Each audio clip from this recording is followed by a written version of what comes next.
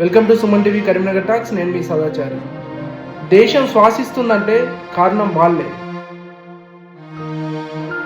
వాళ్ళలో ఒకరు మన మురళీ నాయక్. తెలుగు మట్టిలో జన్మించిన ఈ వీరుడు తల్లికి మాటిచ్చాడు, దేశం కోసం ప్రాణత్యాగం చేస్తా అని. కాల్పుల మధ్య చీకటిలో నిస్సహాయంగా ఉన్న సహజవాన్ కోసం ధైర్యం ఆయుధంగా, గుండె అడ్డుగా ముందుకు దూకాడు మురళీ నాయక్. గొంతు ఊపిరి ఆగిపోయింది, కానీ దేశ గర్వం ఎగిసింది. ఓ తల్లి కన్నీటితో నిద్రపోతుంది, కానీ తెలుగు తల్లి గర్వంతో నిద్రలేస్తుంది.